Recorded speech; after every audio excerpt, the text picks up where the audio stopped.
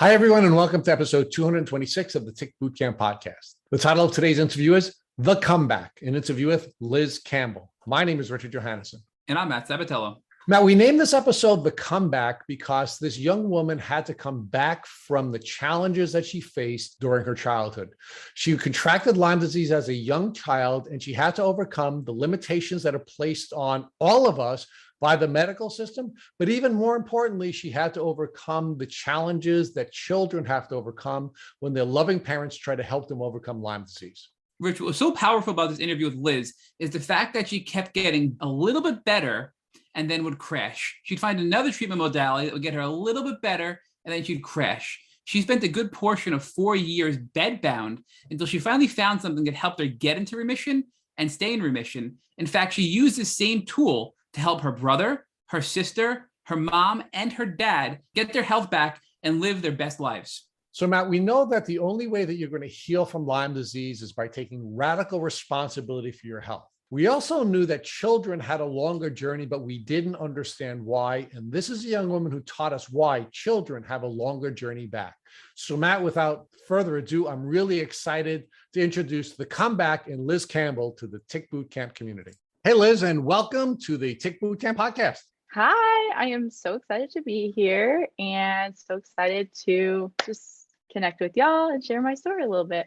And we're really excited to connect with y'all as well. We like to interview people who say y'all because we don't say that up here in New York. So it's really exciting to have you on our podcast. So, Liz, in the spirit of letting everyone know how diverse we are here at the Tick Bootcamp podcast, you are clearly not a New Yorker or a person from the North. So why don't you begin by sharing with our listeners where you're from?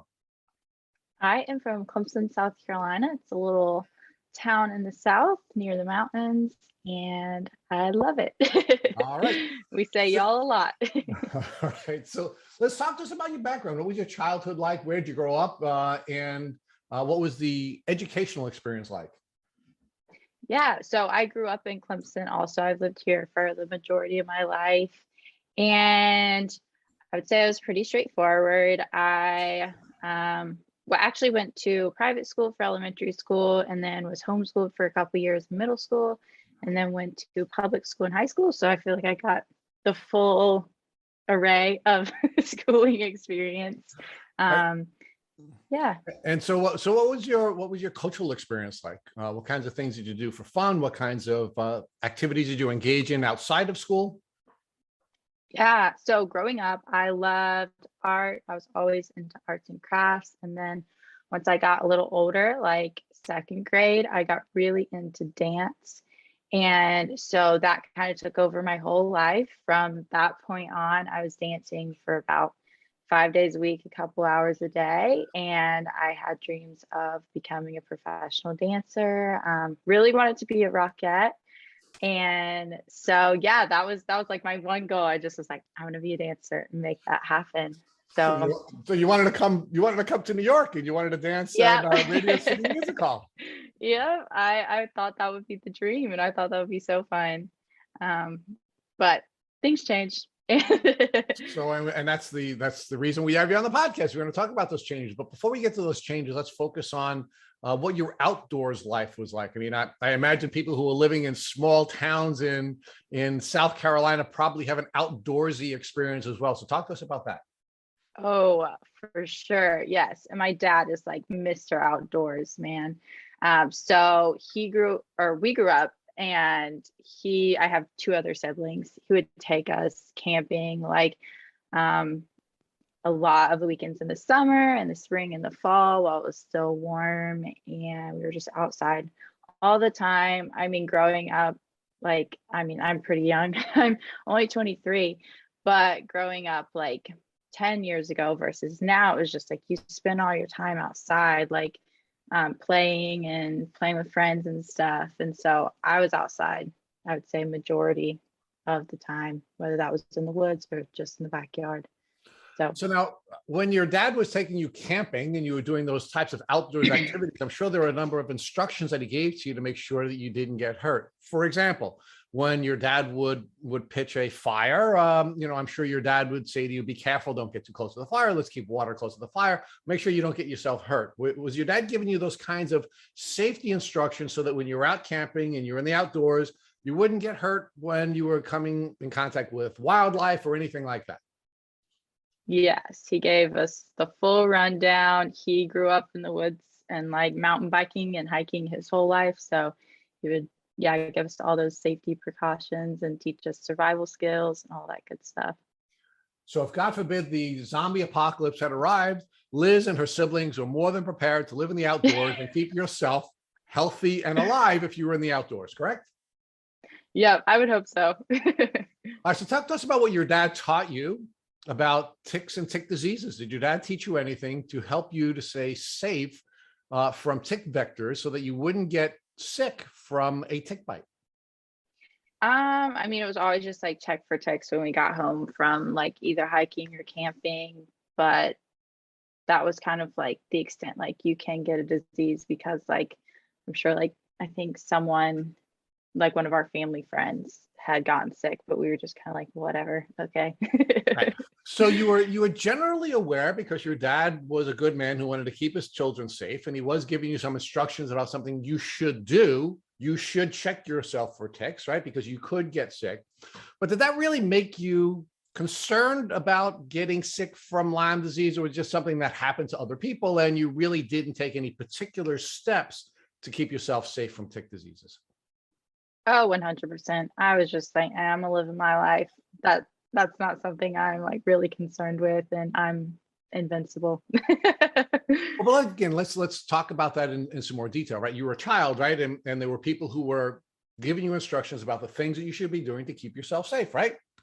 As I have 4 daughters, I have been very aggressive about giving my children instructions about how to stay safe from a number of different things, like, like strangers in the community, or, or don't cross a street when cars are coming off. Oh, watch out for aggressive dogs, right? I mean, there are all kinds of things, pool safety that I'd give my children instruction about. I never gave my children any instructions about tick diseases and ticks. And I grew up in Tick Central. So was your dad better than me? Meaning, did he give you very specific instructions about how to do tick checks and when to do them and how to protect yourself by using, bug sprays or any other tools? Or did he just sort of give you this general warning? Don't get bitten by ticks, do some checks, and hopefully you won't get sick. I would say like he actually made us like check for ticks, like when we got home before we went in the house, and before we like got around our dog too. So I guess so, because we like actually would have to take that step, but I feel like that got looser and looser as we grew up. Now, were you only doing these tick checks after you were on a camping trip, or were you doing tick checks every day? Meaning, was that a part of your routine every single day, where when you get up in the morning, after you take your pajamas off, you check yourself, or, or after you get out of the shower, you check yourself, and then before you get into your pajamas again? I mean, were there this regular tick checks that you would do every single day, or is this something that you sort of did in passing after you had been on a camping trip? For sure, only after camping or a hike. Okay, now let's talk about your educational experience. So you grew up in South Carolina, in rural South Carolina, right? And you would expect that as part of your either health courses or as your science courses, you would have been taught about ticks and Lyme disease. So what do you know about ticks and Lyme disease from this very diverse educational experience that you had? Yeah, nothing from my education. I would say only from like word of mouth of, again, like a friend that I really didn't know about who had just been sick for a long time, and I'd heard Lyme come up. But yeah, so actually in the town I live in, Clemson, we have a huge university, so lots of just studies, research going on there. And yeah, I did not hear anything from that very like educational hub. There was just nothing about Lyme. So Clemson University is a stone's throw away from where you live, and I'm sure you are very familiar with the Clemson football team. Are they as aggressive at Clemson about transferring information about health issues to folks in the community as they are about transferring information about their Saturday football games? Oh my goodness, no. I would say football is #1 priority over here. Lyme disease is probably like what? What is that? So it's very low. So you know a lot about, for example, what's the name of the coach of the Clemson football team? Dabo Sweeney. All right, so you know a lot about Dabo. You even know his name, right? And who is the famous quarterback that just made his way into the NFL as the first draft pick of in the NFL? Trevor Lawrence, you know Oh, your there we stuff. go. So we know all about we would call him Dabo, and all about Trevor Lawrence, but not a whole lot about ticks, right? Right. All right. So let's fast forward. So talk about when you first started to feel the. Oh, actually, before we get there. So what were your goals that you were setting for yourself when living this rural South Carolina life? Where did you envision yourself being when you grew up? Again, like I wasn't necessarily someone who had like a picture of like I'm living in this house with my 5 kids and my husband in blank blank blank city.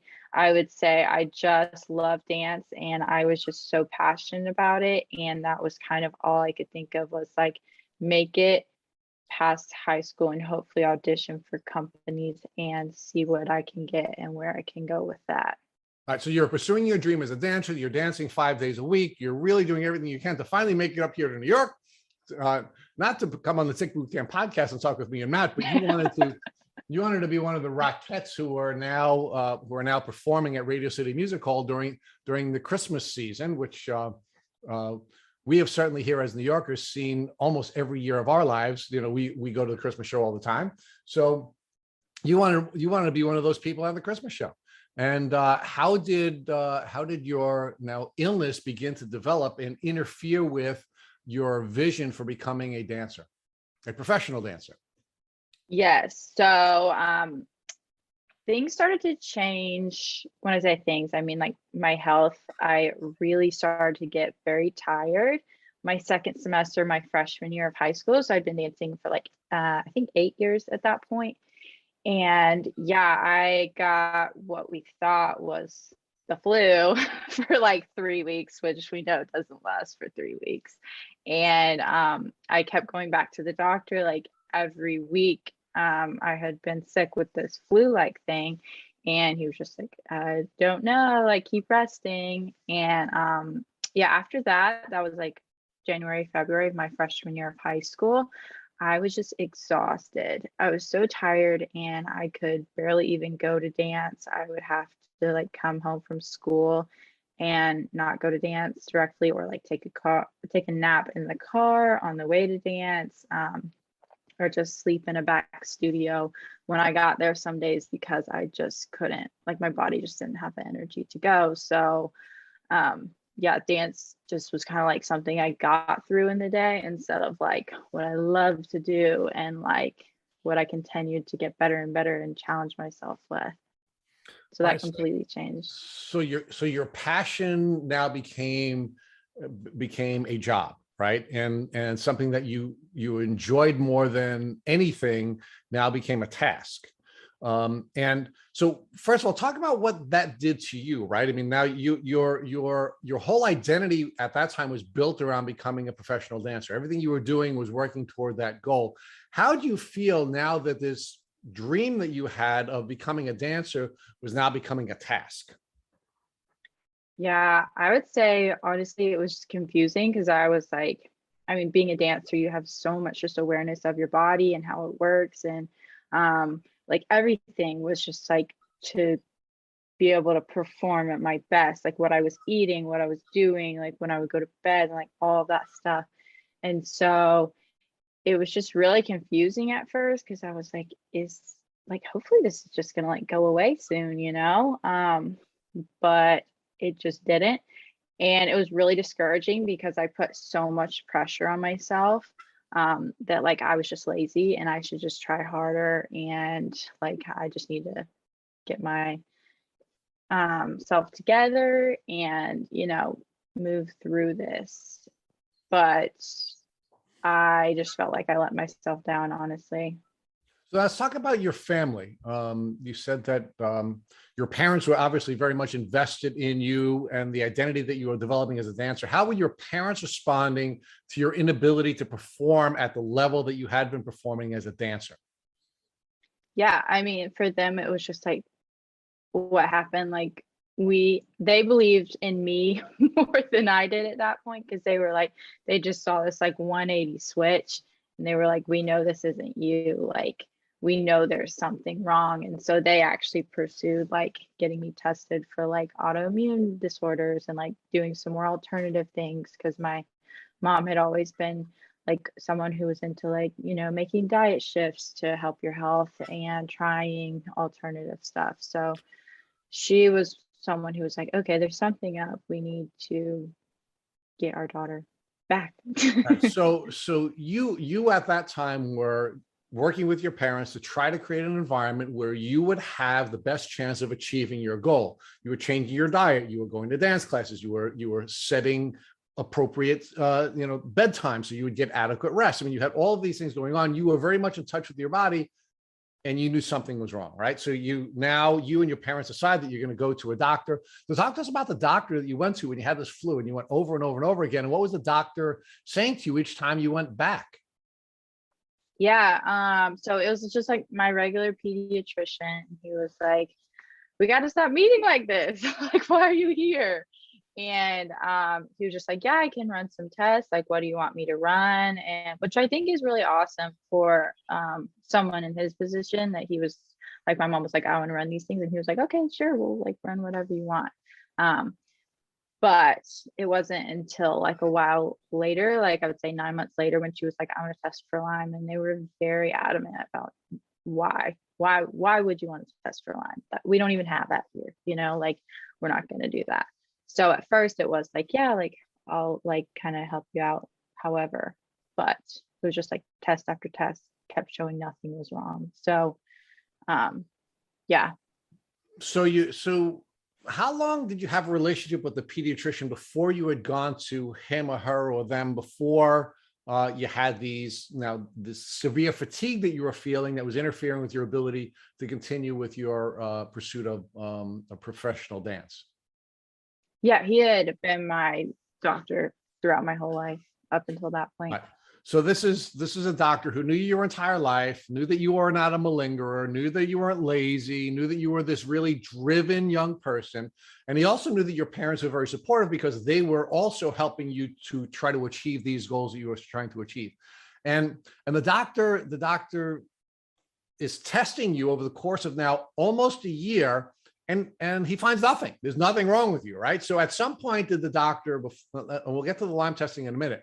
At some point did the doctor suggest to you that there was nothing wrong with you, that perhaps, or I should say, there's nothing wrong with you physically, that you were dealing with some emotional or mental health issues, and that perhaps you should be seeking another type of care?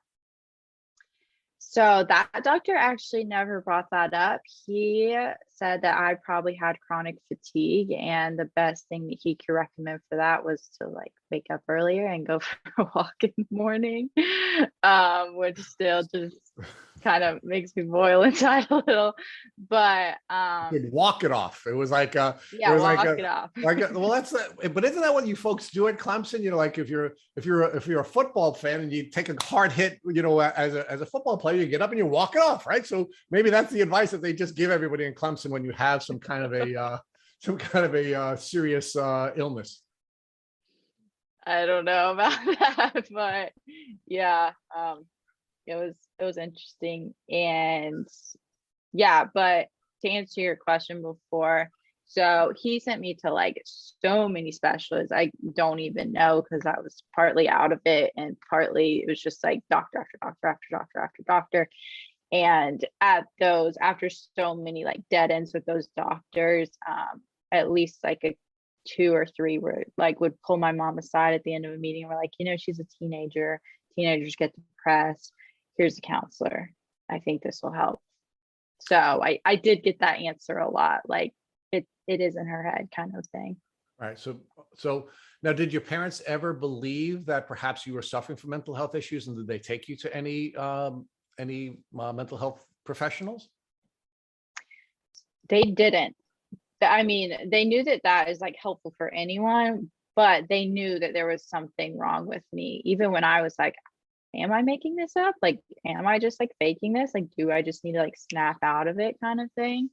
And, but again, like like I said, like they believed, like they knew that like it wasn't just something that was all in my head. They knew that there was something wrong with me, because I guess the shift that they could see that I couldn't necessarily see, like the outside view from. So Liz, how are your siblings dealing with your parents giving you all this attention around your illness? And did your siblings ever believe that perhaps you were doing this for attention? Yes. I had a younger brother, and at this point, my older sister, she had gone off to college. And so it was just us two in the house. And he would like jokingly, but not jokingly, like say, like, stop faking it, like just get up off the couch. Like, why are you doing this? Like, just like, why can't you like pitch in and clean and do chores? Like, she's just faking it, kind of thing. So that was really, really hard to hear, because I felt like I was telling myself that too. Right. So talk to us about how your friends at dance class and how your friends at school were treating you now. Did you go from being Liz the dancer to Liz the sick girl, or was there something else that had happened with you and your social contacts?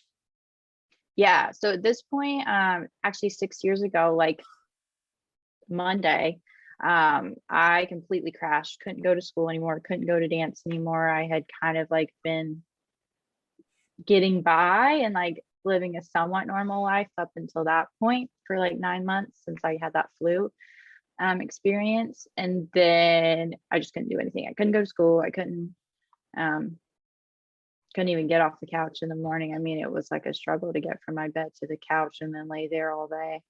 And so I just completely like kind of fell off the face of the earth. And yeah, like at first my friends really missed me, and it was like really hard not to see them a lot. And but after about 9 months of me just being on the couch, it was just kind of like, what happened to Liz? Like, because I didn't have the energy to even be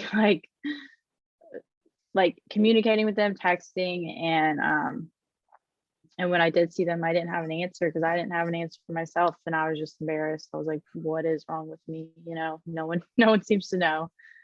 So you went from Liz the dancer to Liz the ghost and lost contact with your friends altogether.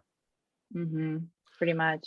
So Liz, talk to us about how that made you feel, that you were no longer able to have social contacts at all. And do you feel that your friends had abandoned you, or did they still try to stay in touch with you? What was that like?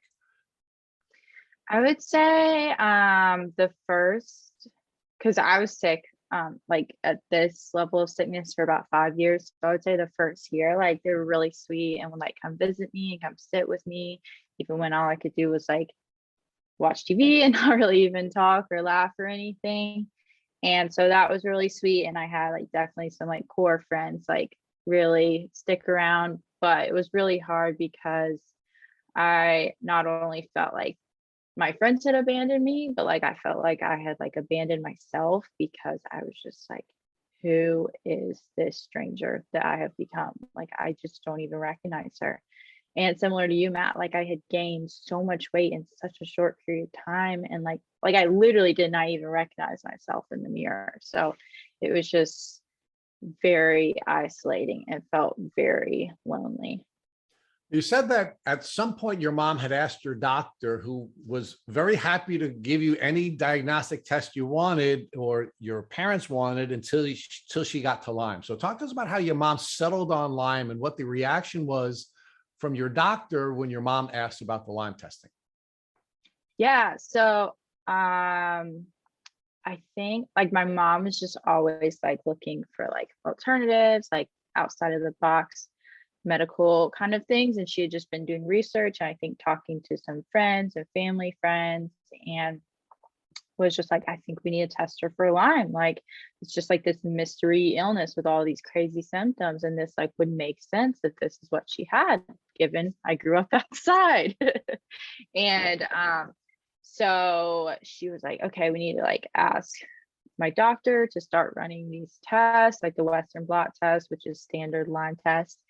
And he was just like, why? Like, that doesn't make sense. Like I can, but you're not going to find anything, blah, blah, blah, blah, blah.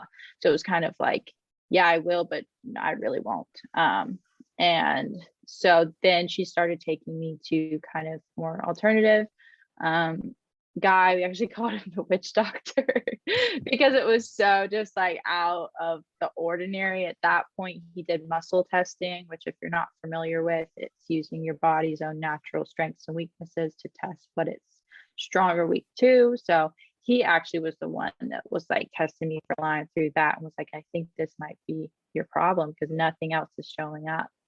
So that was really weird. Liz, let's pause there for a second. So this pediatrician had been working with you and your family for your entire life up to that point, who had been happy to test you for anything that your mom wanted you to be tested for, and kept coming back with results that there was nothing wrong with you, paused when it was time to test you for Lyme disease.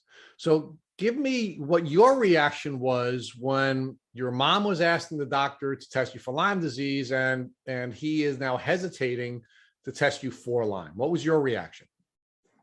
I was kind of like, that's weird. I was also very out of it and very much like, this is my fault kind of thing. Like, I do need to just like try to figure out how to get better. And like do that on my own. And so I was just kind of like, that's okay. We'll just go to the next thing kind of thing. But she was like really adamant on like, no, like this is insane. This is crazy. Like we do have Lyme disease here. Like you can't just like, it's not just in one isolated place. So I would say she was more adamant about it. And I was just kind of like sick and tired and like, whatever. And did you have a sense that perhaps you didn't even have the right to make that kind of a demand for those kinds of tests? I mean, where were you emotionally?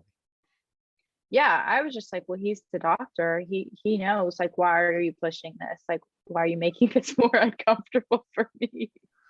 So Liz, where were you in your journey? You said that you had crashed. Was the refusal to recognize Lyme as a possibility by your pediatrician before or after you had your physical crash where you couldn't go to school any longer? It was after, like Okay. I would say about a month after, yeah. So now let's talk about your mom now rebelling against the system, rebelling against a traditional doctor, and now saying we're now going to go somewhere else, and we're going to take a different route. And you were saying that, of course, you in your mind had this very traditional mindset where, you know, the industrial medical complex tells you, you come to us, it will give you a pill and we'll get you better, and you don't go anywhere else. Your mom rebels against that. And she's like, nope, my daughter's sick. I believe in her. She's going to get better. We're going to go wherever we have to go to get this kid better. And she takes you to the witch doctor, right? What type of doctor was the witch doctor? Or what kind of a practitioner was this doctor, who you in your own mind, clearly by calling this doctor a witch doctor, really had some doubts about whether or not this is somebody who could help you, and you were still buying into that traditional medical mindset? What were you thinking at that point? I was just like, oh my gosh, it's just another one of my mom's crazy things. I just have to go with it because I literally have no other choice at this point. And she was like, well, blah, blah, so and so and so and so has seen improvement, and this person who has this thing has seen improvement. I was like, okay, I mean, like, I guess I'll just like show up. I didn't really have a choice either. I couldn't drive. I couldn't do anything. Right. I was just like showing up. So you were just so sick that you had to be compliant anyway, right? And whatever your mom was going to ask you to do, you just had to do because you were so sick. Yep. So what was the experience like when you had gotten to this practitioner who is now using muscle testing rather than some other diagnostic tools? It was weird. It was really weird. I was like, okay, this is odd, because he was putting these different vials of like bacteria, viruses, even foods, to test me to see if I was like had sensitivities to foods or if I had those viruses active in me. And so it was definitely odd, and it felt like the witch doctor. Yeah, that's all I can say. Pretty much. So when did you finally get your Lyme disease diagnosis? Meaning, did you get diagnosed through the muscle testing, or were you diagnosed in some other format? Yeah. So so this was spring of my sophomore year. So I'd been sick for about a full year. Had been like really, really sick after the crash for about 6 months to 9 months at that point. And by the time summer came, so I had been on full homebound for school. So I was like months behind, having to catch up, had a teacher come bring me my work every week to try to like catch me up and take tests at home and all that stuff. So that was very stressful on top of already literally having no energy and everything that was going on medically. And so by the time summer came, it was like that stress of school had lifted finally once I finished about a month after everyone else. And so I was feeling a lot better. I was actually like going out and doing things because I didn't have that pressure of like, oh my gosh, I missed another day. Oh my gosh, I'm another week behind kind of cycle going on. And so I was doing better. And then I was able to go back to school. We adjusted my schedule that next fall for my junior year so that it was easier and I didn't have to like go as early because mornings were really challenging for me. And then I crashed a month in because nothing had changed. That stressor of school came back into my life and my body couldn't handle that. So then it was worse than before. And we started looking into doctors like further away. So then we went to I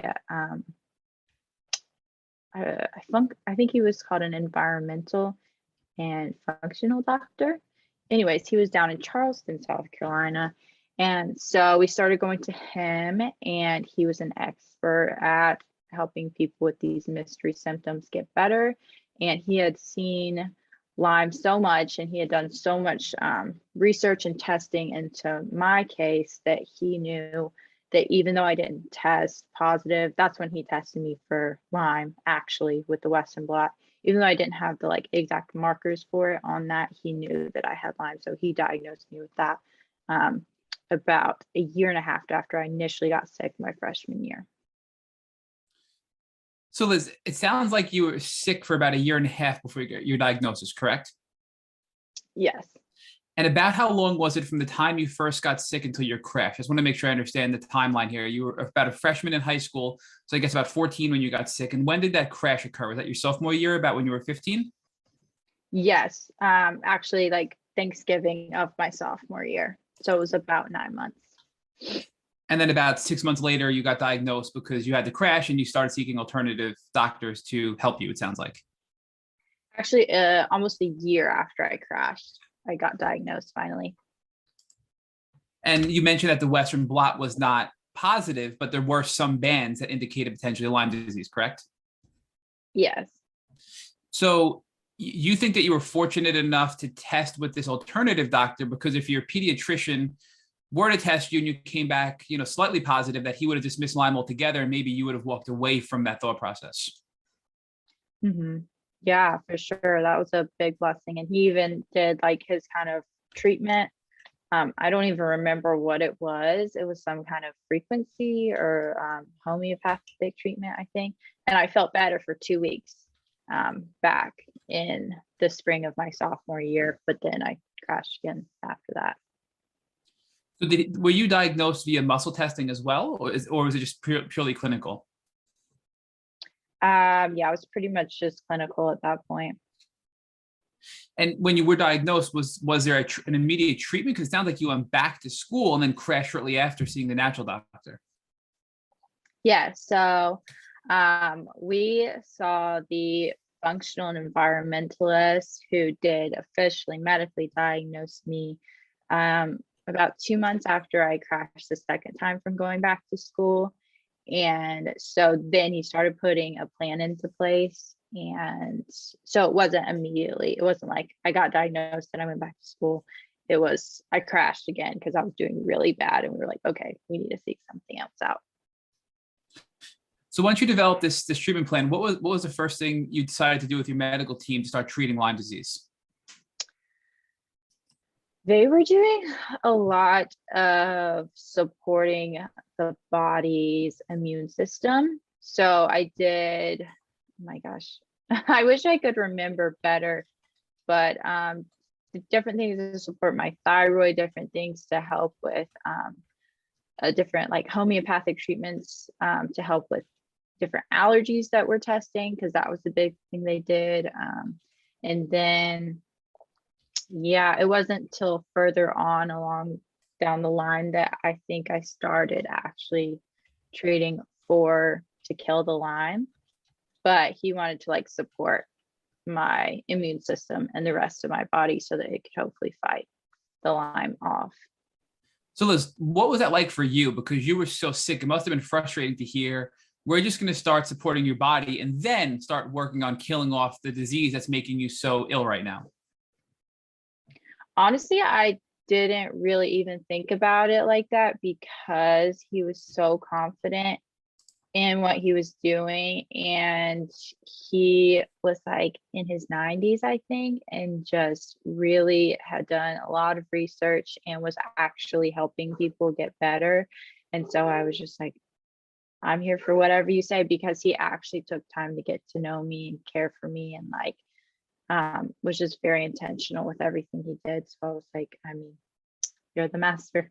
Listen. So Liz, you believed you were going to get better. You had faith that you were going to get better with this doctor. Looking back, I would say I was questioning, but at the same time, I was just also like hoping to wake up one day and just magically be better. But I wouldn't say I was like, this is what's going to get me better. So from that same standpoint of looking back, we've had a lot of people tell us that they've jumped right into treatment and it was too aggressive for them. Other people have told us they've jumped right into treatment and it worked for them. But we hear the most success stories when practitioners with patients like us first start to rebuild the body, and they do this preparation phase where they rebuild the immune system, they open up detox pathways, they open up drainage pathways. So looking back, do you think that that was a really important first step before taking the kill protocol or the actual antimicrobial protocol? I think so, because my body had taken a huge beating just from fighting this chronic infection for who knows how long. I mean, I could have had this since I was born, from information we later found out down the road.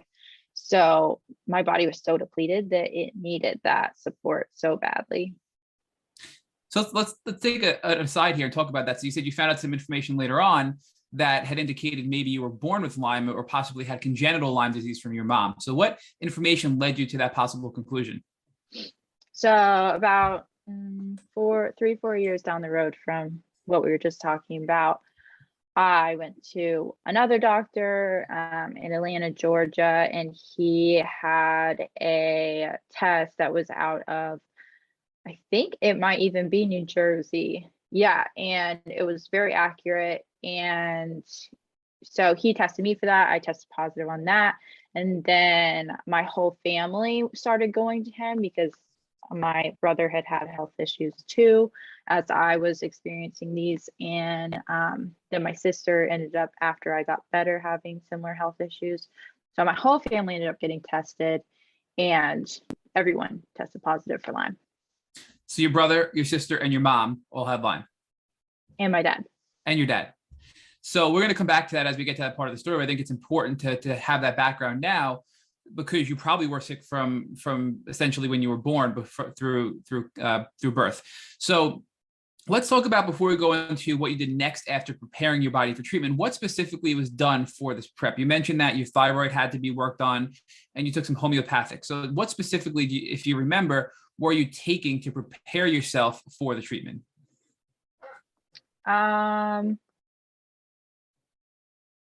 Honestly, it was just so long ago, and my brain fog was so intense that it was just things to nutritionally support me and start building up minerals, vitamins that were low in my body, and because my body wasn't absorbing anything for who knows how long.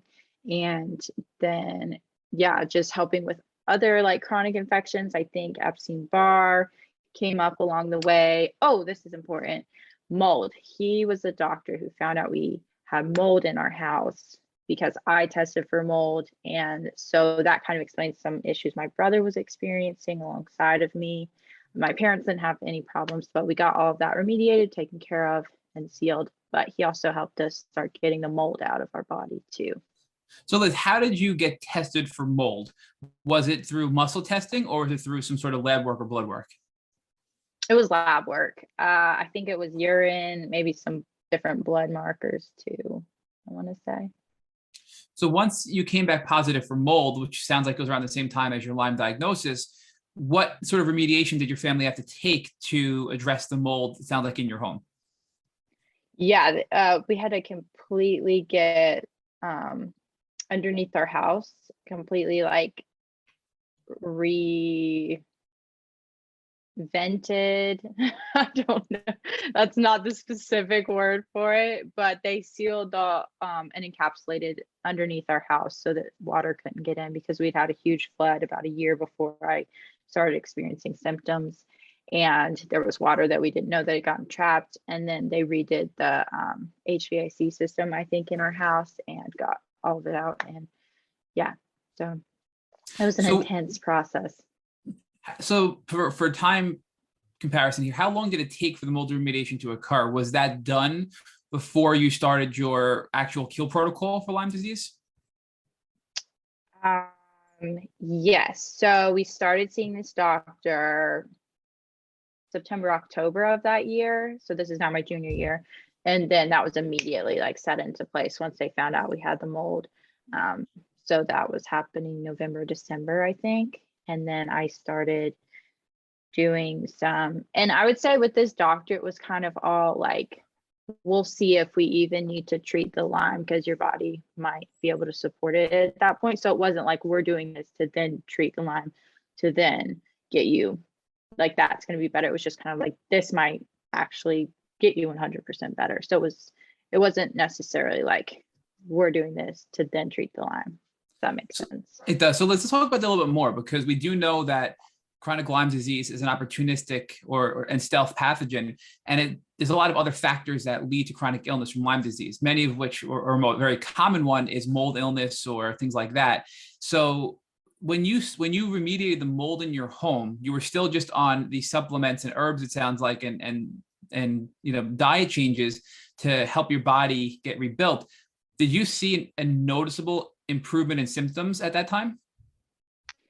I didn't. I would say it took until the next April for me to start seeing some improvements. And again, like, as y'all know, when you're experiencing this disease, everyone is going to be like, oh, well, you should try this, this, and this, and this. And this helped my friends, uncles, aunt, and all, just you get all the suggestions. So at that point, someone had told us to try some kind of taking a few drops of some kind of like very strong hydrogen peroxide, I want to say. So I started doing that for a month and miraculously just like felt so much better. And I want to add, now looking back, my sister's wedding was coming up in that June. And so I was like, I have, I believe like I have to do something to see changes. So I think that also was a part of it, like that need to actually get better at some point, to be better for something, because I had just honestly lost all hope and I was like, what's the point of even getting better? So it's like I finally had something to get better for, to be there and stand by my sister for her wedding. So I think that also added a lot to that. So Liz, I do want to ask, once you found that you had this mold toxicity, what were you doing to address the mold in your body as well? Because obviously you remediated the mold in your home, but were you taking binders? Were you taking anything specifically to help your body detox or eliminate the mold from your system? Yes, I was taking different binders and some different medication. It was worked similar to a binder, but again, I apologize. It was just, everything was so fuzzy and so cloudy then that I don't even remember what it was. No, and I totally get it. When you're that sick, it's really, you're an autopilot at that time. And that's for what you can even remember. So talk to us about, was there a change from doing the body preparation stage or, addressing your thyroid, homeopathics, building your immune system, herbs? Did your natural doctor ever pivot you over to a more aggressive kill protocol? And if so, was that before or after the hydrogen peroxide, when you did that and had that game-changing addition to your treatment to feel better for your sister's wedding? I think he started, again, through the cloudiness, I think he did do some different antibiotics. Maybe at that point, but I know at least a year later when I had crashed again, um, that I went on antibiotics a year after I did the hydrogen peroxide. So this was a year after hydrogen peroxide you had a crash. Is that correct? About 8 months after, and then finally, because he wanted to hold off, and so did my mom, because I had had bad reactions to antibiotics in the past, on doing doxy for a while. So he was like, I mean, we can try it, kind of thing. So we finally tried it when I was graduating high school my senior year, and it made me so sick. So time-wise, was that about a year and a half later? Because I think you mentioned it was about November when you started with this doctor on the immune support and the rebuilding of your body. So how long was it from that point up until the time you had your next crash when you were put on the antibiotics? Yeah. So November, I started, like that fall, I started working with the functional doctor. And then I did the peroxide for a month and had so much more energy. That summer, my sister got married. I started my senior year of high school, actually went to high school, again on a limited schedule, but was still going to actually graduate, which was really exciting considering I missed who knows how many days, hundreds of days at that point. And so I was actually able to like go to school that first semester, my senior year, which was a year after starting working with that functional doctor. And then May after that, ending of senior year, I started doxycycline. So yeah, about a year and a half later.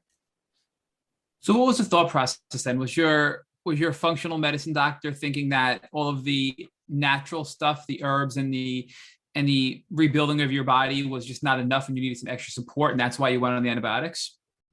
Yeah, exactly. And was it just oral doxycycline, Liz, or were there other prescription medications or things that you went on as well at that time?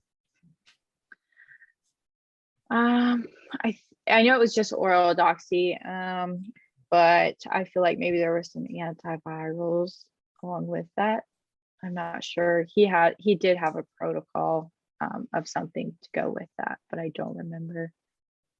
So you mentioned you felt like really, really sick. So did your doctor warn you about the herxes that you can get from antibiotics? Yes, that's why he wanted to hold off as long as possible. So walk us through what the herxes were like. So give us an idea of how your symptoms were impacting your life before starting doxycycline, and then how those symptoms got even worse once you started the medication. Yeah, so before it had just been this overwhelming, debilitating fatigue I had experienced, and then brain fog, and then weight gain and some digestive issues all throughout that 2.5 years leading up to that point. But then when I started doxy, I had the most intense joint pain, especially my legs, keeping me up at nights, and my insomnia got so much worse. And so it really just kind of became a living hell at that point because I couldn't sleep. I was in pain all the time. I was beyond exhausted, and the pain didn't go away after the doxy ended either. So that was really, really frustrating. So you mentioned how long we were on the doxy for, Liz, at that point? I think it was a month. And your symptoms flared or increased as a result of the doxy, and you're saying when you finished the doxy, they never went back down. Your pain levels stayed at the high level they were from the herx reactions. Mm-hmm. Yeah. So at this point, you're getting worse and worse and worse. You had a crash at the end of your senior year, which led your doctor to put you on the doxy, which made you feel even worse. And now your body stayed at that increased pain level after the doxy. So what were your next steps at this time with your doctor? So we decided to kind of start looking for a different route because I wasn't able to go to school. And I was like, okay, I have this year, I'm going to take off, and then I'm going to get completely better and start living my life like this never even happened. And so we were doing a lot of research on different centers to go to, different protocols to try. I know y'all had Dr. Rawls on here. We looked into his. And I don't think I ended up doing that, But yeah, looked into all the big treatments and treatment centers and all of that, and ended up going with a doctor, another naturopath. Actually, this was the first ever naturopath I went to. The other ones were always functional medical doctors. And so because, again, like a friend of a friend had recommended him, or like a family member, and I didn't really want to go to this naturopath doctor because I was like, we don't really know if there's like proven results to this, and I just want to get better. I was like, we need to do something that's proven to get better. And so I started going to this naturopath in Atlanta at this point, starting the fall after I graduated high school, and I got the sickest I have ever been. I was doing very intense herbal protocols, also doing a lot of different things to open up my detox pathways, doing lymphatic therapy, drinking like 64 ounces of juice a day. It was a very intense protocol, and I got to the point where I could not even move some days without having my parents help. I remember having to like butt scoot my way down the stairs just to get anywhere on my own. And it was definitely my lowest point. So Liz, at this point, you're treating with a new naturopathic doctor in Atlanta, and you're feeling the worst you ever have, and you were feeling really pretty badly prior to that. So did this doctor tell you that that was expected and you should just fight through it because you have to get through that in order to heal?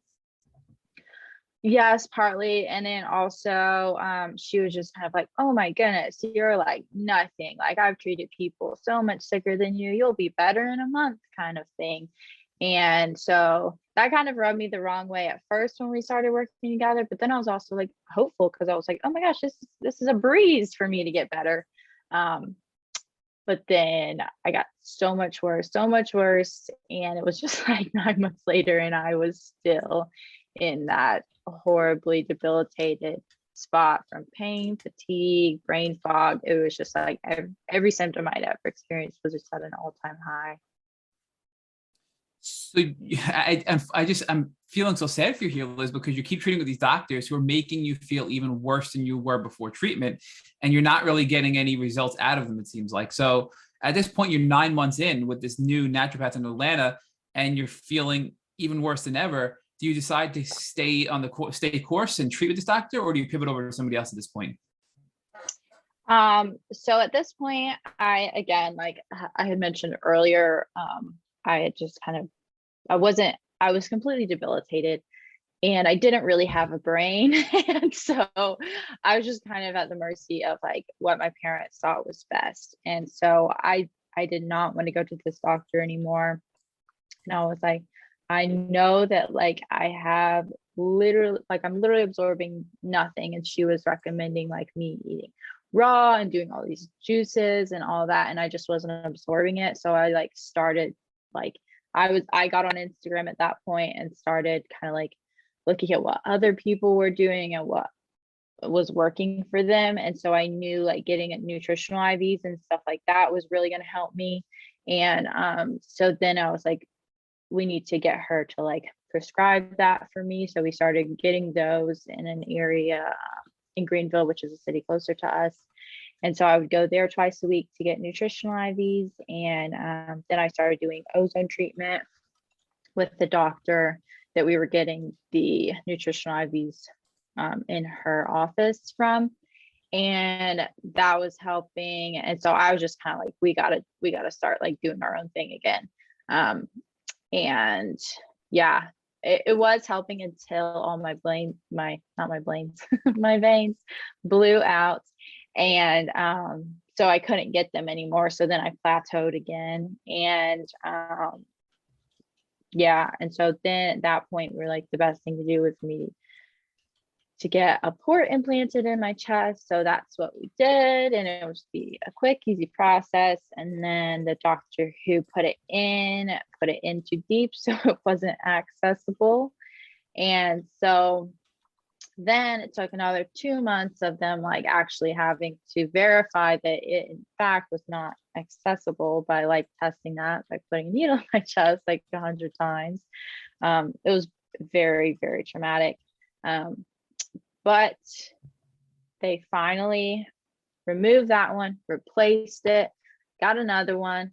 That surgery was its own traumatic experience in and of itself because the nurse practitioner I was working with to get that replaced didn't think the surgery was going to be that intense, because it was like ports aren't that intense of a surgery, but when you're that sick and then you basically have 2 surgeries in one, getting one out and putting back in and then stitching you up, it was awful. So I had no pain medicine prescribed, and I got home that night and basically had like this out of body experience because my body just could not handle the pain.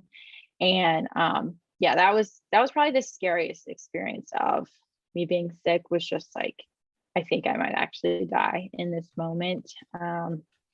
But thankfully we had some, I don't know, some pain medicine stored up from when I had like wisdom teeth surgery or something in the past, and I was able to like get through it without having to go to the ER. And I recovered from that within like a month or two, started the IV treatments again, and was stable. And I started taking 2 classes actually at Clemson University. And so I was like, okay, I can handle this. I'm like able to like see people my age again and like drive myself to class, which felt really good because I couldn't really drive for like a year and a half of me being so sick since I graduated high school. And so I felt like I had some sense of normalcy, and then I crashed again that December, and I was just like, oh my gosh, I just can't keep living my life like this. So yeah, don't remember your question, but I feel like no, this so you crashed track. crashed again after the class. So I just want to make an observation here, Liz, because you were treating for like 2 years in high school and a little bit after high school with at first a functional medicine doctor and then a naturopathic doctor. And when you, and I don't mean to be rude about this, but when you blindly put your faith in those doctors, you just simply weren't getting better. When you then decided at that point, when you were 9 months into the intense herbs and detox protocol by the naturopath in Atlanta, you said enough is enough. And you had such brain fog, but you still did research and said, I want IV ozone and I want IV nutritionals because I know my body can't absorb things. And you started to feel better because you were listening to your body signals. And Rich and I, we're calling it body signals, but you were really listening to what your body was telling you, and you started to feel better. So I think that's a really important lesson that you just share with us, that people have to listen to their own body signals and partner with their doctors, and not just have their doctors tell them do this, this, and this, but you need to be a partner and collaborate with them and say, look, this isn't working. I need to try something else. I read up on this. What do you think? And have that sort of relationship, because when you did that, that was your turning point, where you went from being the worst you ever were to being able to go back to take college classes again, which is incredible when you think about that. You were bedbound and then you were taking college courses, right? And that's all thanks to you and you listening to your body and telling your doctors what you needed, right? So, I mean, what do you think about that?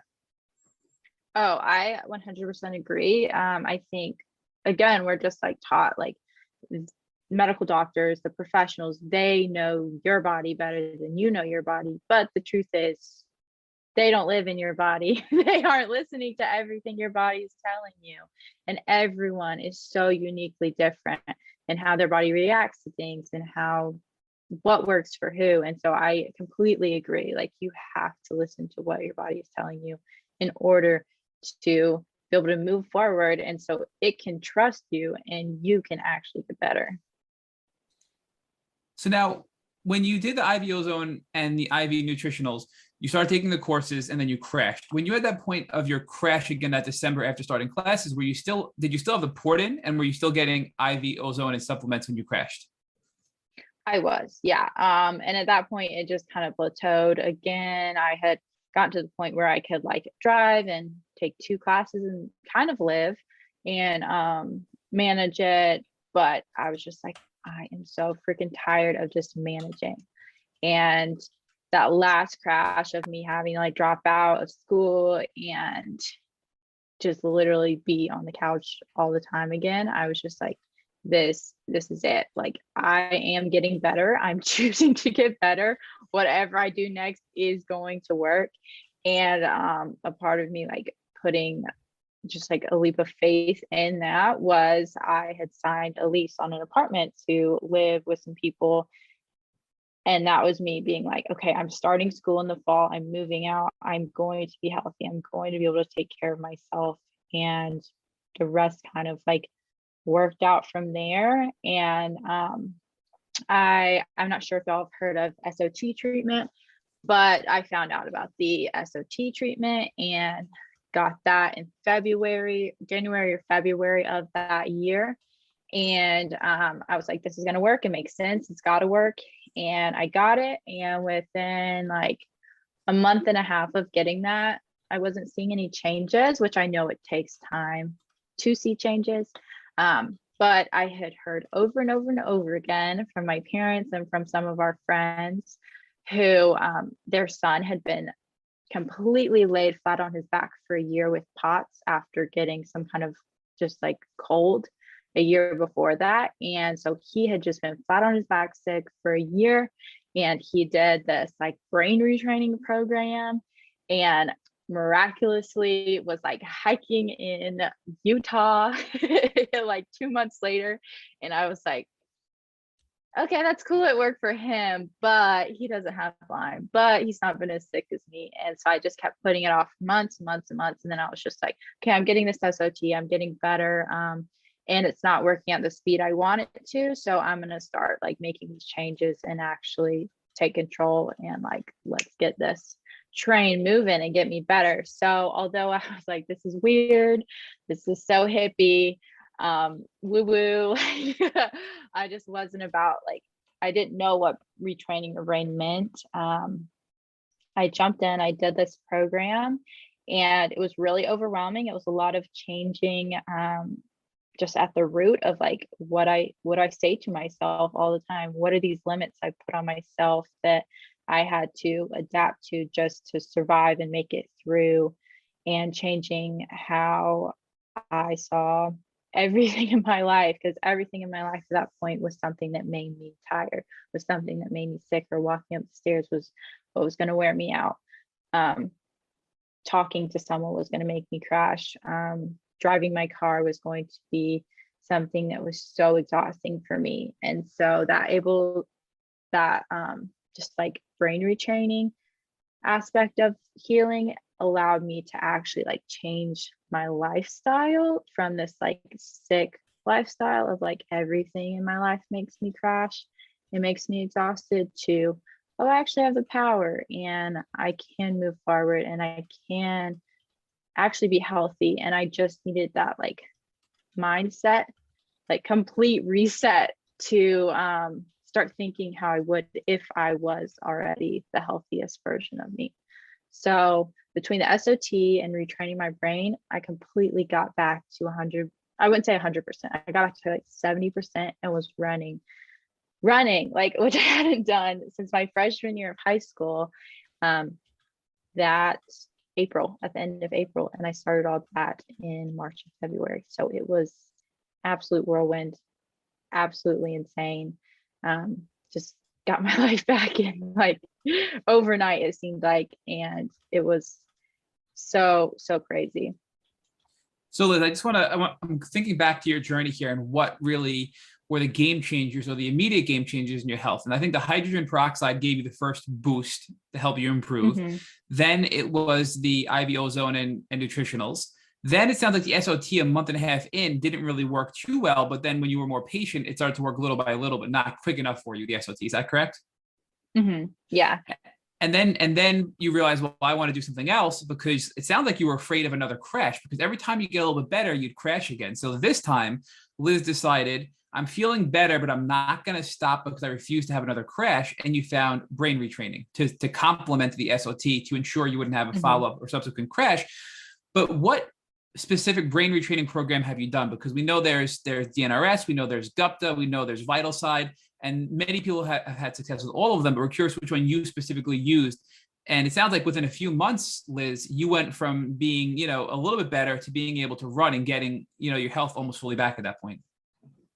Yeah.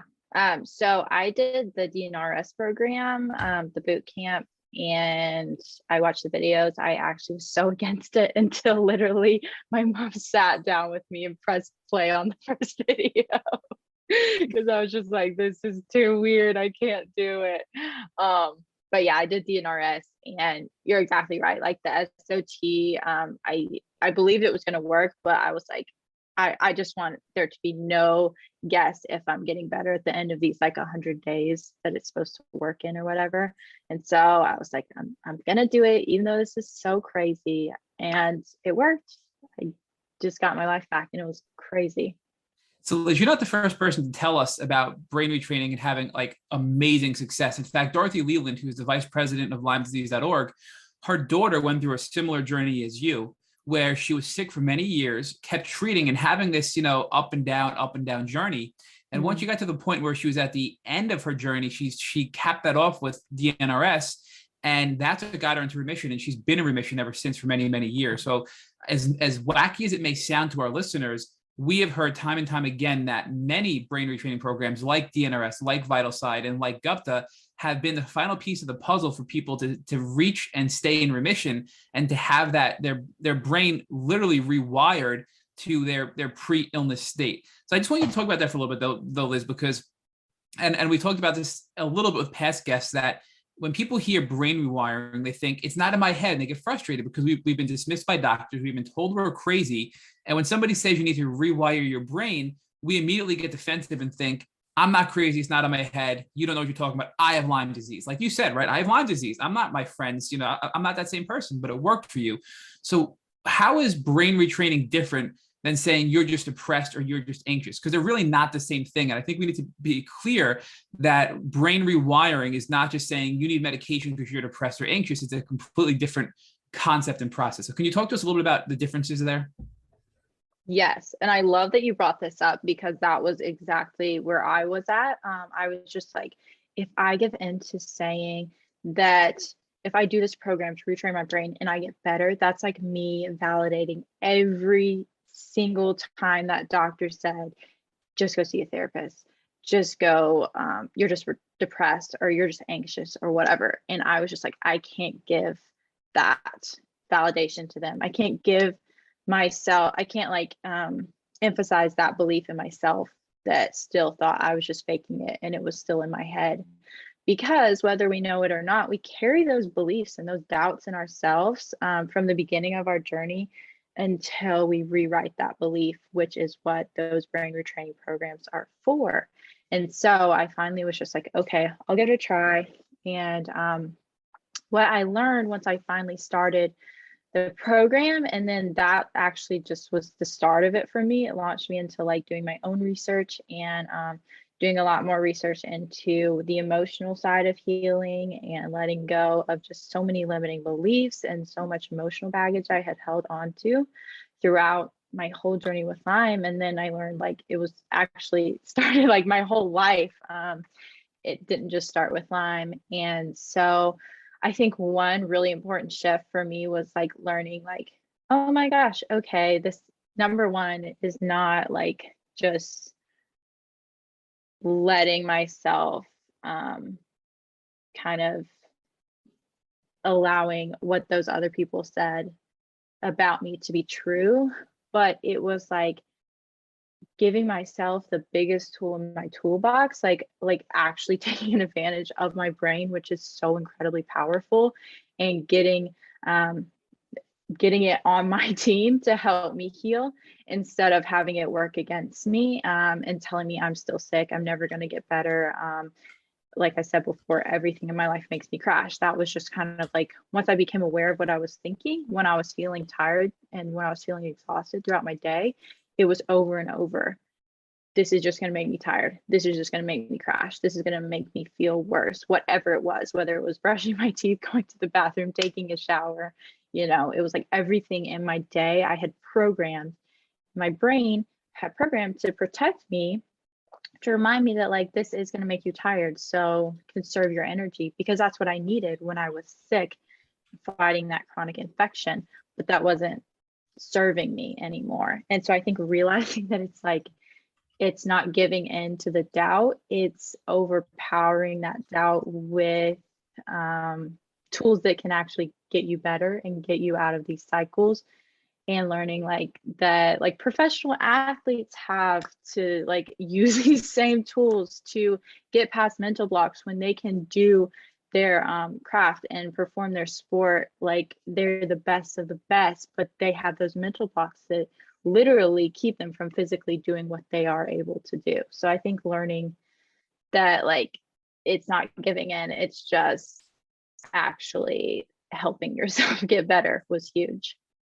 So listen, just to expand upon what you said, and I love how you said your brain was programmed to protect you when you were sick, but you didn't need that anymore, and it was actually hurting you. So when your brain was programmed to protect you and you became sick, the electrical signals in your brain actually changed, meaning your brain chemistry actually changed, and it got stuck that way. So you had to use DNRS to basically unprogram that sickness or those sick frequencies in your brain to tell your brain, hey, it's okay, I'm not sick anymore. We can slowly unravel this. And that's what I think DNRS is all about, is putting your brain or getting your brain out of that sick state of mind with all of those signals that are used to protect you when you're sick, essentially, correct? Exactly. Yeah. So I do want to ask, I know I'm taking up, Richard's probably going to kill me because I've been talking to you for so long, but I have to ask one other question because we talked about it. When you mentioned your mom and your dad and your brother and your sister got tested and diagnosed with Lyme disease, was that at the doctor in Atlanta as well, or was that another doctor who eventually diagnosed your family? Yeah, so this doctor actually was in Atlanta, but he was the doctor that administered the SOT for me. And so then my brother ended up getting the SOT and both my parents, and yeah. So it wasn't the naturopath in Atlanta that did the 9 months of stuff that made you sicker. This was another doctor in Atlanta who gave you the SOT. Yes, exactly. Gotcha. And now, just as a side note, how are your brother and your sister and your parents doing today? Are they did they use similar treatment protocols? So yes, my parents, they never really had any symptoms from Lyme. They just wanted to get the SOT so that it wouldn't turn into anything later on. And then my brother got the SOT about the summer after I got it. So like only 4 months after I got it, which was 2.5 years ago. But he didn't see any changes in his symptoms, and he had been diagnosed with narcolepsy throughout that whole time I was sick. And so he was just kind of like managing his symptoms with medicine, but was like falling asleep a lot until this past spring when he came to me. And I had done a lot, like I said, of research, worked with a lot of other mentors, and created something to help me when I had crashes after I retrained my brain. Because I went to school, I moved out into that apartment, and I still did crash a little bit because I didn't know how to handle the stresses of everyday life effectively, because that was a pattern that had happened before. I was just such in that all or nothing overachiever mindset, like I have to do whatever it takes to reach my goals. And so I had learned a lot through the past 2.5 years since I initially got better on how to end that cycle of burnout and crashing, even when you're at like 70, 80%, to be able to get back to 100%. So he came to me and he was like, obviously you're doing something that works. So he actually was my first client, and I helped him retrain his brain, create just lifestyle changes, and get out of those self-sabotaging cycles to get his symptoms better. So he was actually able to take like an internship this summer where he was working from 6 a.m. till 10 o'clock at night, 6 days a week, which was, we were all like, what did you do signing up for this? And so then he again like had to get to a point where he was able to do that. So he worked with me and we got him there, and he's been doing great since and has so much more energy, so much more confidence. And it's been really cool to see him transform. And then with my sister, she saw his improvements, and she had gotten really sick the year leading up to this past spring, and she wanted to try it out too. She was a dietitian, and she knew what she needed to do to get better, and she knew that brain retraining obviously worked because she had seen me and my life was the proof that it worked. But she was like, I don't know if that can work for me. So then she saw Thomas get better, my brother, and then she tried it and started working with me. She was actually my second client, and it was crazy to see her transformation because she had the tools, but she just didn't have that support. And so she just went from like being in bed most of the day to starting applying for jobs like a month later.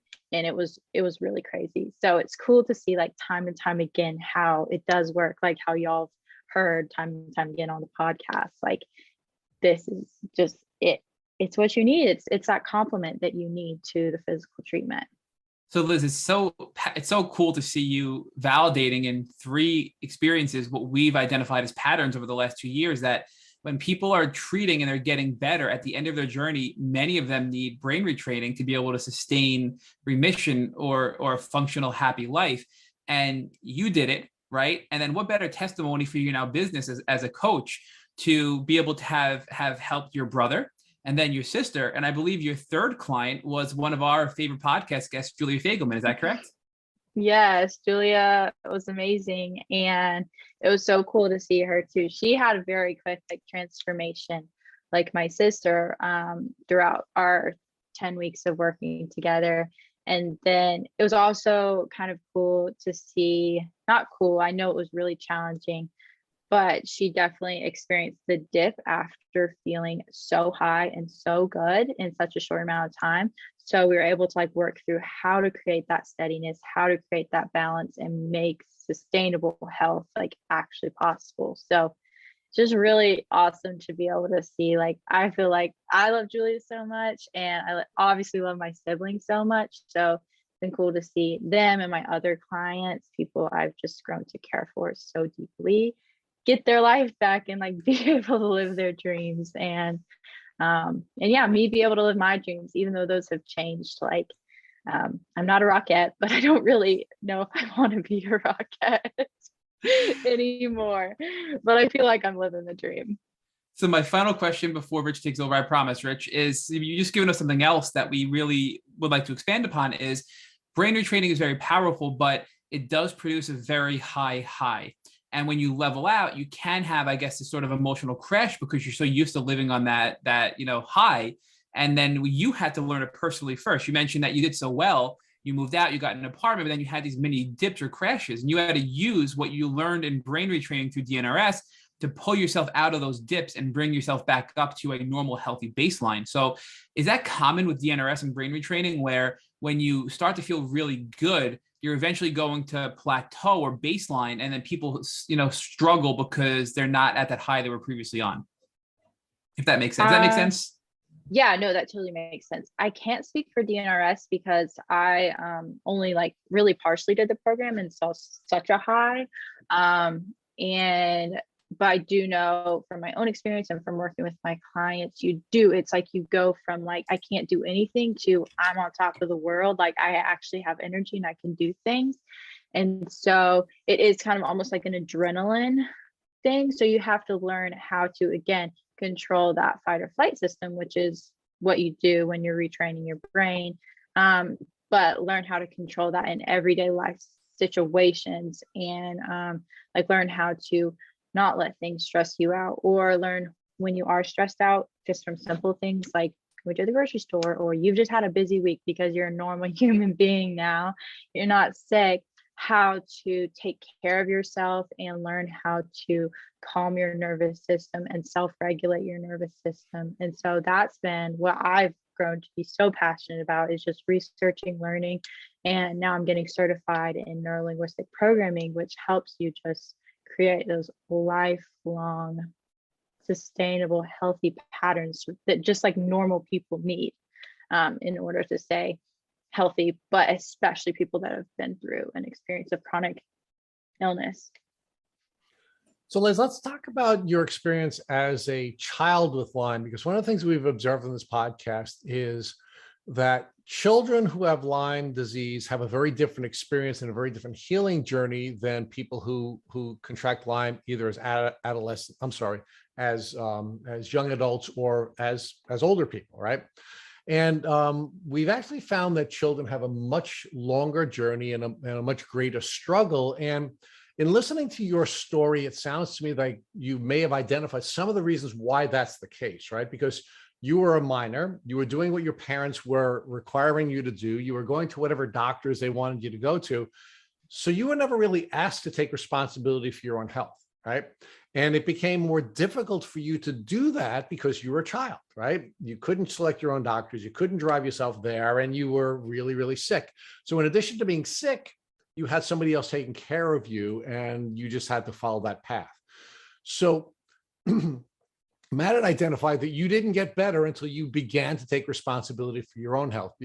And talk to us about what inspired you to do that, and what was that trigger that ultimately brought you to the place where you were now giving your parents input and then finally taking responsibility for your own health.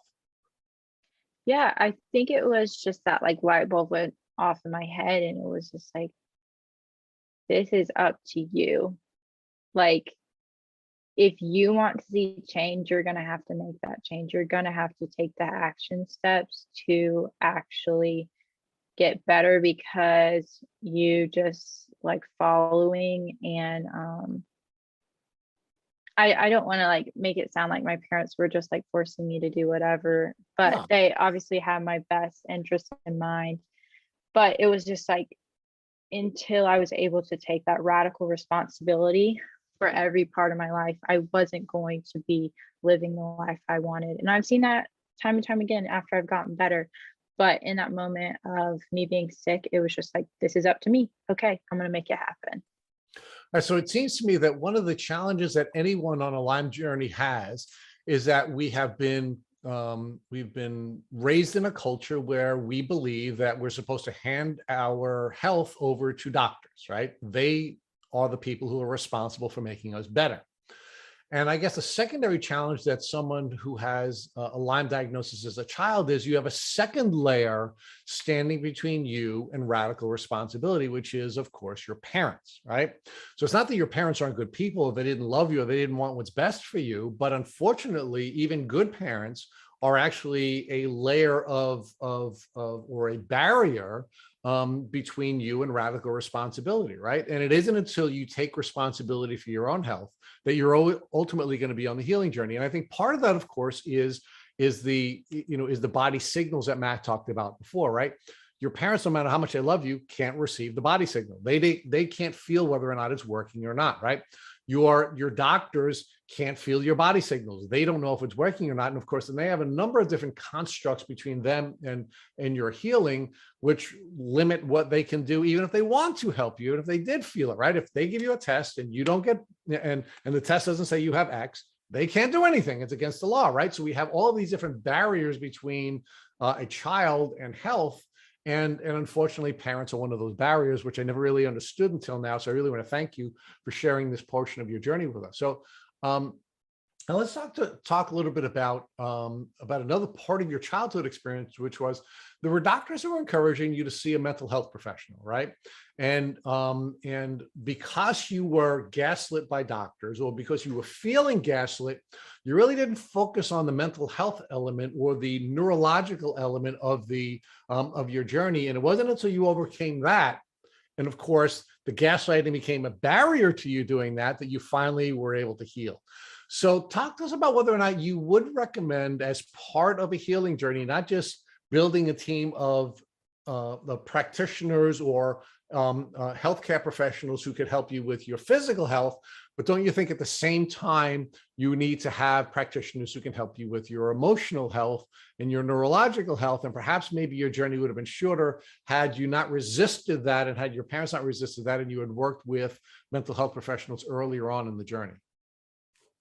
Oh, 100%. Like I did see a counselor like a couple times in high school, because I was just like so deeply depressed in the middle of all of that.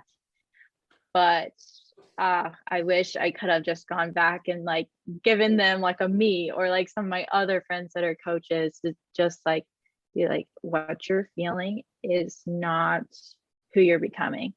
Like, because that's such a big thing with Lyme, is like you don't feel how you used to. You feel like you've lost yourself. And so you start attaching to these new feelings of like hopelessness, sadness, exhaustion, even like a lot of our physical appearance changes. You attach your identity to those changes. And so it feels like you've lost yourself. But just having someone on your team that can remind you that not only like all these things that are happening aren't happening against you, like you are going to learn and transform from this and become a better version of yourself.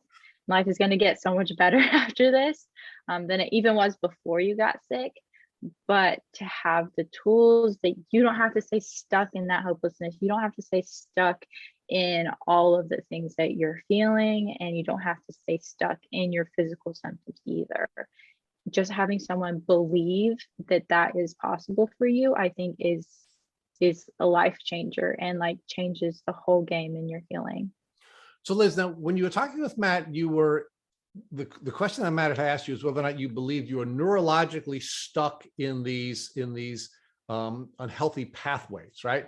Now, do you believe what's happening is that your brain is stuck in an unhealthy pathway because that was what your body needed at an earlier stage in the process?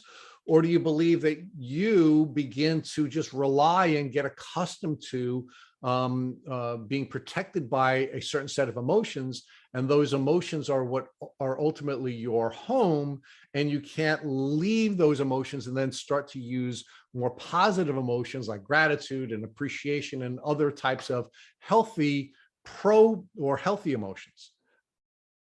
I think it's a combination of both, because what I've learned throughout this whole journey and throughout my own education is that our body is always looking out for our best good. It's always trying to protect it in the best way it knows how, but sometimes that is destructive to us.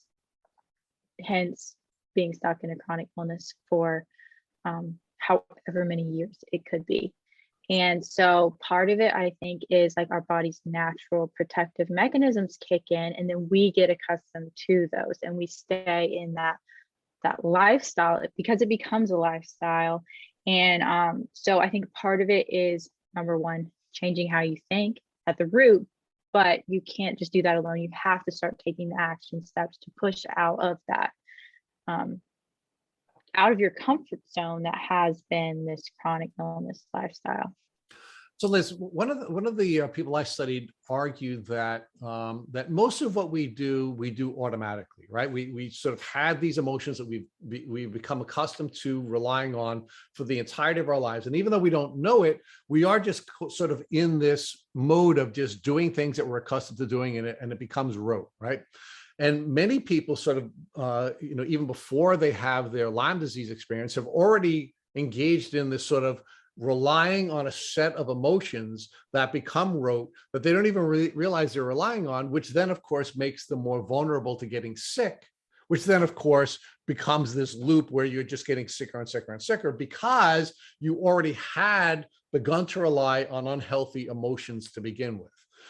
So if that is truly accurate, and then we have to sort of make these changes, do you think it's important that we begin this neural retraining very early on in the process, or do you think it's something that we do at the end and it just sort of becomes a cherry on top? Because when Matt and I were first confronted with this, he had shared with you that we had interviewed Dorothy Leland, and she said her daughter really didn't get better until she went through the neural retraining.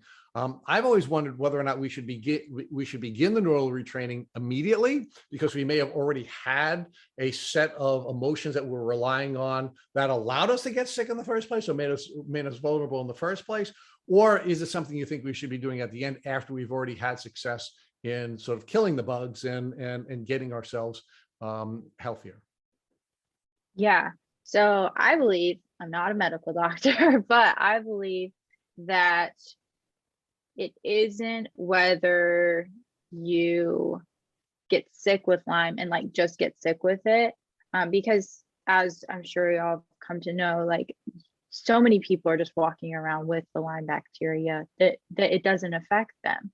So I believe that it is this cycle of chronic stress that you get stuck into, and your body learns to adapt to life in certain ways, and deal with stress that aren't actually helpful and healthy. So you put your body in an environment where it's already stressed out, it's already in this fight or flight mode. And then it's kind of like this example of the elevator. One of my doctors taught me, you get too many passengers on your elevator, it's not going to go up. So you have too many stressors built up on your body, causing your nervous system to be in this constant state of panic and trying to keep you safe and protect you, and everything in your outer environment becomes a danger to you. And then that's when the infection that's already been in you can have a place to live and grow and thrive and take hold. Or you get infected when you're in this state of super stress, like maybe you've just lost a loved one, and then you get bit by a tick, and then it can have a place to grow and thrive. And so I think I truly believe that you can, and it's case by case, but I think that, like, why would it make a difference if you start changing the beliefs about yourself at the beginning or the end? Because those beliefs aren't going to change whether you're healthy or sick, because we have the power to create beliefs about ourselves that are different than what our current reality reflects back to us. And that's how you make that lasting change. So I've seen, like in my sister, she didn't end up getting the SOT because we started working together, and she had such incredible improvement. She got back to living her life. And she did do other things, like she takes thyroid medication and stuff like that, but she didn't need the SOT. But then other people have gotten the SOT, and then later on, or another treatment later on, they plateaued, or they didn't get the results they necessarily want, or they wanted to speed up the process, and then they were able to get better too. So I think it can happen either way. And I think it also depends on how willing you are to believe that it is going to work for you. So let's focus on that a little bit more, Liz. I think you've just made a brilliant observation, which is most of us are probably walking around with the Lyme bacteria. When we interviewed Dr. Rawls during one of our past podcasts, he had said to me, I guarantee you, Rich, that if we tested everyone on Long Island for Lyme disease, at least 90% of you would be walking around with the Lyme bacteria, right? So it's very likely that we are now all, carrying the Lyme bacteria. And I believe I am, along with everyone else. There's a small subset of us that ultimately become chronically ill after having contracted the, coming in contact with the Lyme bacteria. And part of that reason why we are getting chronically ill is because of our mindset, right? What emotions we're relying on, where our emotional home is. And in fact, it is partially in our head, right? So we feel like doctors are gaslighting us when they tell us that it's in our head. But the truth is, it may be in our head. It may be the emotions that we're relying on, having nothing to do with the contracting the illness. And if we are treating with a mental health professional, in many cases, that will help us to shorten the journey and perhaps put us in a position where we don't have to go through a neural retraining, because we didn't get stuck in that fight or flight mode as a result of our body responding to the physiological elements of the bacteria. Yes, I completely agree with that. And I think it's interesting, just to, like, the way you worded it, it made me think about, like, at the beginning of the journey, like a lot of the time we're like blaming Lyme for everything. We're like, oh my gosh, Lyme's the reason I'm depressed. Lyme's the reason my life isn't the way I want it. Lyme's the reason that my whole life is a disaster. But we aren't in a place to take that radical responsibility yet. So when our doctor does say, like, hey, and it could be like with the best intention, like, hey, I think this would help you, we're like, no. We aren't in a place to receive that, because we aren't taking radical responsibility in anywhere else in our life. So it's until you can shift that mindset to be able to actually receive that help and be in a place where you're ready to change, I think is the biggest part of it. So, but it seems like it's much easier to take radical responsibility for some elements of our healing and harder for other elements of healing, right? For example, if the doctor said to you, you should be eating better, I'll take responsibility for that. You should be sleeping better, I'll take responsibility for that. But when it comes to a doctor saying to you, hey, you need to take radical responsibility for your emotions and your emotional home, that we call gaslighting, that we say we're not going to do. And now we find ourselves in a position where we are now more comfortable with being a victim. And of course, having a stronger or more reinforced emotional home that is not serving us on a healing journey. Yeah. And I think a lot of it is like, I remember for me, when I started this whole like brain retraining program, even before that, I've been working with someone who kind of become like a life coach to me, like for a year ahead. And just the thought of like, I'm not a victim. And at first, like that was crazy to me because I was like, no, like I am a victim to Lyme disease. Like you don't get it. Like I am a victim. And then you like slowly like move through that process and grow. And then you're like, oh wait, like that was what was keeping me stuck.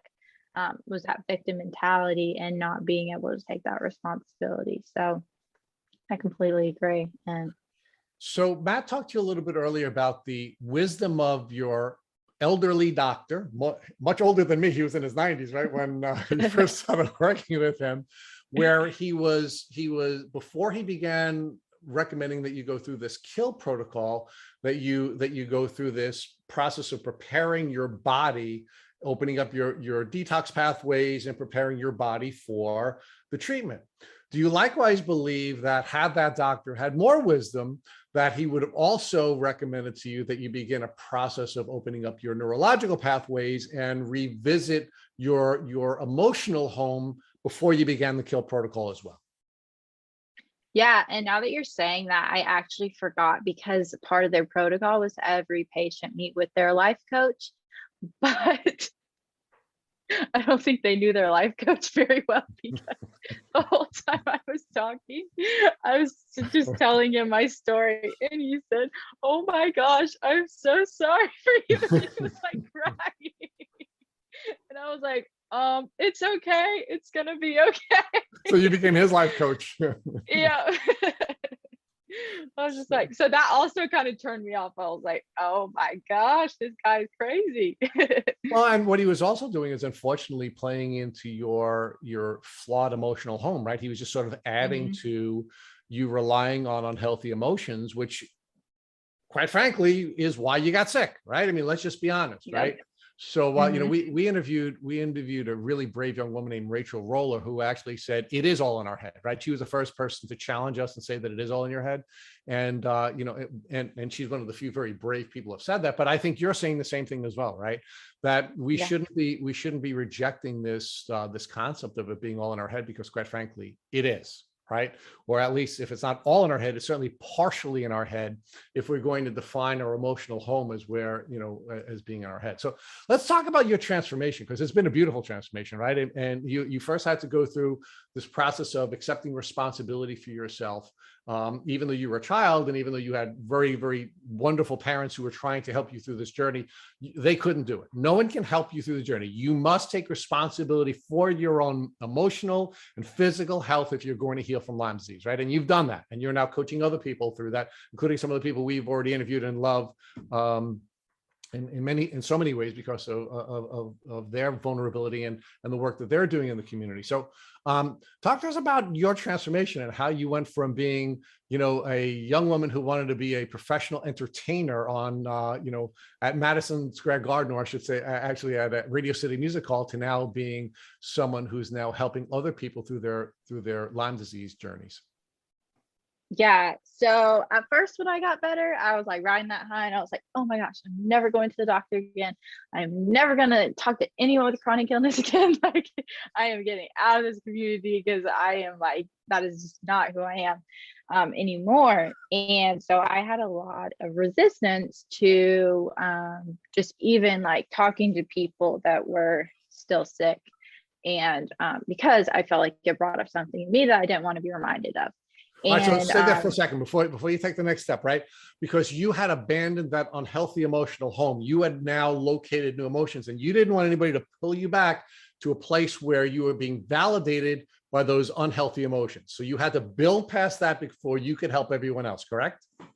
Yes. And that took a while. And I think for a while I was like, felt guilty that I did that. But now I see that you have to do that in order to create a solid foundation where you're not getting triggered by everyone else around you that's still in that place you were at, because you have to heal that part of you. So that's what I did. I took a long time to heal. I did a lot of emotional healing, worked with a lot of different mentors, invested in a lot of different trainings, read a lot of books, well, listened to a lot of Audible, and just tested everything out for myself until I found something that worked for me, because it opened this, like DNRS was literally just the start. It was just the beginning to like open me up this whole new world of like taking radical responsibility for every part of my life. And like, if I'm having a bad day, okay, how can I choose to show up and change my response to this? So yeah, it was just throughout the 2.5 years for me getting better to starting coaching, it was me crashing, trying things, burning out, learning how to actually feel again, and which was something I don't think I'd ever really done since I was a kid, because I was just very independent and very much like, I don't have time for emotions. And I even remember before I got sick in high school, I would like have so much, I would like get home from dance at like 9:30 and like have so much to study for, and like just like my world felt like it was falling apart, and I'll be like sobbing, and I just couldn't hold on to all this like emotional stress anymore, and I would just burst, and then I'd be like, I don't have time for this, and just move through it. And so I actually learned how to like start like processing life and knowing that it's okay to like not feel good all the time, not feel happy all the time. That's actually how you do experience happiness majority of the time. Well, but Liz, So, you also learned how to use emotions that would serve you rather than emotions that wouldn't serve you, right? I mean, you said that you're beginning to study NLP, right? And the underlying philosophy of NLP is to make sure that you're using emotions that serve you, right? David DeSteno, for example, the psychologist from, I think he's at Northeastern, takes a position that there are 3 emotions that will serve us. Yeah, he talks about in his book, Emotional Success, gratitude, compassion, and pride, right? And how you rely on these positive emotions, which will then serve you, as opposed to the negative emotions, which were a part of the home that allowed you to get sick. yes. And just really like, I feel like gratitude, it is like a huge mindset shift in and of itself, because before I got sick, I was so focused on what was going wrong in life. And then it was like, now literally I wake up and I'm like excited to like go do my day, even if I'm not necessarily like having the best day or like loving what I'm doing that day. But now, because I've made that shift and I focus on what is a gift in my life today, what do I get to receive today, like life is actually beautiful and I get to live it. Now I get to live in that place, and it's not because my external has changed. I mean, I'm not sick anymore, but I mean, like living at my parents' home at 23 and building a coaching business was not how I saw my life going, but I absolutely love it and adore it. And there's still things in my everyday life that are challenging and stressful and are not always easy. But now I have this new shift where I get to choose how I show up and what emotional state I want to be in. Right. And you've discovered what your gifts are. And even though at 23 years old, the ripe old age of 23, you're not exactly where you want to be, right? You are where you're supposed to be, and you're at peace with being where you're supposed to be. And you're now building a framework where you're not only living the best life you could live, but you're also helping other people to learn how to live the best lives they can live. And that's what God created you to do. And that's what you're now doing, which is what the very definition of happiness is. So talk to us about the framework you've developed and how you're using your frameworks to help other people, because you've learned how to now live a happy life and how to rely on emotions that will serve you and abandon the emotions that are not serving. So what is the name of your framework, and how are you using that to help other people? Yeah, so the program that I've developed, I call it the comeback formula, because you're coming back, you're getting back to life, but not the old life that you had before. The better life. And a better life, yes. And so I take my clients through a 12-week process where I compile everything I've learned and failed at and tried the hard way. And I take them through number one, creating the lifestyle changes of just like getting toxic patterns out of their life, like being on their phone right when they wake up, and like consuming social media, and so many more things. But I take them through the lifestyle changes they need to have, how to learn how to talk to themselves differently in order to rewire their brain, how to make goals and like actually create a map of what they want their life to look like, so that they can start taking the action steps to show up as that person that lives that life. And then also working through the emotional baggage to let go of those emotions that are no longer serving them, and rewrite memories from the past, even so they don't have to be triggered like I was with talking to people with chronic illness again.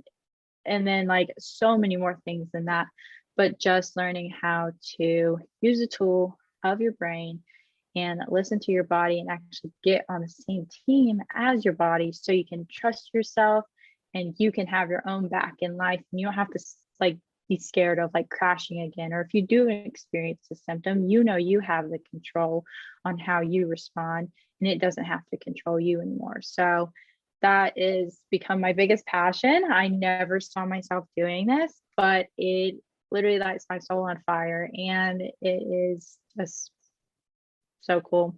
I feel like I'm gonna start crying, but it's cool. Just like it's just amazing to be able to walk people through that and see them believe in themselves again. Well, it's okay for you to cry, because you're gonna make me cry now too. So it's really cool. So talk to us about how folks can get in touch with you, so that they can work with someone who's been on this journey, who's had to go through this journey, who's had to abandon the emotional home, which wasn't serving her, and has now found a place where she can love herself and help herself heal and live the life that she was created to live. Talk to us about how folks can get in touch with you so they can join you on this comeback program. Yeah, so I am very active on my Instagram at Liz Campbell, like the soup, health. So Liz Campbell Health. And I'm always there sharing trainings and tips. And if you would like to work with me or learn more about what I do and how to work with me, just DM me on there. And I'm always loving getting to connect with y'all and all my amazing people on there. And so just don't be hesitant to reach out and ask any questions you have. So Liz, now let's talk about one last thing you can help our folks with. If God forbid your mom came walking into your room right after this podcast, this woman who was so large a part of your journey, who helped you to get through all of these very difficult challenges that you've had to go through, and to put you in a place where you can have the transformation you've now had, where you can now live the best life you can live and live the life you were created to live. If that woman came in and she showed you that she was in the yard and she had been bitten by a tick, what would you recommend that she do so that she wouldn't get reinfected and have to deal with all the challenges that folks have to deal with when they're on a chronic Lyme disease journey? I would recommend learning how to, number one, like get a coach, get someone else that you trust on your team, so that you can have the tools to get out of the cycle of chronic stress. And so that infection doesn't have to affect you, and you can take your health into your own hands, and you don't have to live as a victim to that fear anymore, and learn how to regulate your nervous system. One, learn how to let go of that emotional baggage holding you back from your past, and create a sustainable, healthy lifestyle to move forward, because you can, and it is more than possible. And you do not, I want to repeat, you do not have to fear getting sick and staying sick forever. Liz Campbell, thank you for joining us on the Tick Bootcamp podcast. Of course, it was my pleasure, and thank y'all so much. Thank you for listening to the Tick Bootcamp interview with our guest, Liz Campbell. To our listeners, we have a call to action. First, if you'd like to learn more about Liz, please visit our Instagram page at Liz Campbell Health. Second, if you enjoyed this episode of the Tick Bootcamp podcast, please share with your friends by using the social media buttons you see at the bottom of our post. Third, Tick Bootcamp has created a Tick Bite blueprint that has been inspired by the information that has been provided to us by past guests on this podcast. We urge you to visit our website at tickbootcamp.com to view the blueprint. Please note we would appreciate any input or any improvements you would like to share. Fourth, don't forget to subscribe to this podcast on Apple Podcasts, Google Podcasts, or Spotify to get your automatic episode updates of our Tick Bootcamp podcast. And finally, we thank you, our community, for your comments on our past podcast episodes. Please take a minute to leave us an honest review on Apple Podcasts, on Instagram, or on our website. We make it a point to read every single one of the reviews we get. Thank you, as always, for listening.